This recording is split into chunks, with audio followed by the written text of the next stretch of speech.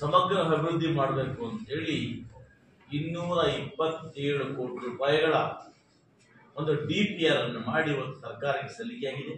D K Shivakumar ಅವರು, ಜಿಲ್ಲಾ ಉಸ್ತುವಾರಿ ಸಚಿವರು, ನಗರಾಭಿವೃದ್ಧಿ ಸಚಿವರಾಗಿರ್ತಕ್ಕಂಥ BS ಸುರೇಶ್ ಅವರು ಮತ್ತು ನಾನೆಲ್ಲ ಅಧಿಕಾರಿ, ಜಿಲ್ಲಾಧಿಕಾರಿ ಆದಿಯಾಗಿ ನಮ್ಮ ಕರ್ನಾಟಕ ರಾಜ್ಯದ ನಗರಾಭಿವೃದ್ಧಿ ಕಾರ್ಯದರ್ಶಿ ಆಗಿರ್ತಕ್ಕಂಥ ಶ್ರೀಮತಿ ದೀಪಾ ಚೋಳನವರ ಆದಿಯಾಗಿ ಎಲ್ಲರ ಒಂದು ಸಹಕಾರದೊಂದಿಗೆ ಇವತ್ತು ಬಂಗಾರಪೇಟೆ ಪುರಸಭೆಯನ್ನು ನಗರಸಭೆಗೆ ಏರಿಸಿ ಸರ್ಕಾರ ಆದೇಶ ಹೊರಡಿಸಿದೆ. ಹಾಗಾಗಿ ಸರ್ಕಾರಕ್ಕೆ, ಗೌರವ ಸಚಿವರಿಗೆ, ಮುಖ್ಯಮಂತ್ರಿಗಳಿಗೆ ಬಂಗಾರಪೇಟೆ ಜನತೆಯ ಪರವಾಗಿ ನಾನು ಅಭಿನಂದನೆಗಳನ್ನು ಸಲ್ಲಿಸುತ್ತೇನೆ. ಇನ್ನು ಮುಂದುವರೆದ ಇವತ್ತು ನಾನೇನು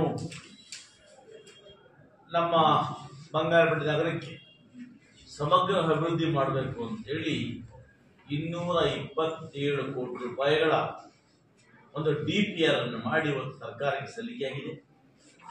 ಆ DPR ಕೂಡ ಸರ್ಕಾರದಿಂದ ನನ್ನ KODFC ಬರ್ತಾ ಇದೆ.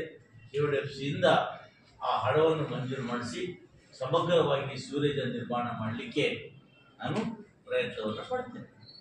ಇವತ್ತು ವಿಶೇಷವಾಗಿ ಮುಖ್ಯಮಂತ್ರಿಗಳು ಕೂಡ ವಿಶೇಷ ಅನುದಾನ ಕೊಟ್ಟಿದ್ದಾರೆ. ಅನೇಕ ಕಾಮಗಾರಿಗಳನ್ನು ತಗೊಂಡಿದ್ದೇವೆ.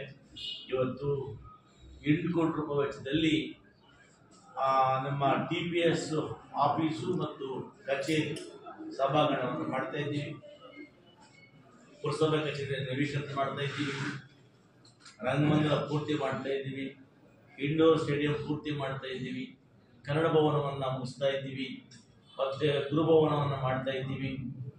ಇವೆಲ್ಲರೊಟ್ಟಿಗೆ ಸ್ಟೇಡಿಯಂ ಕೂಡ ಮಾಡಲಿಕ್ಕೆ ಇವತ್ತು ವ್ಯವಸ್ಥೆ ಮಾಡ್ಕೊಂಡಿದ್ದೇವೆ. ನನಗನ್ನಿಸುತ್ತೆ ಇವತ್ತಾಗಲೇ ಕೋಲಾರ ರಸ್ತೆ ಅಗಲೀಕರಣ ಕೂಡ ಡಬಲ್ ರಸ್ತೆ ಮಾಡಿ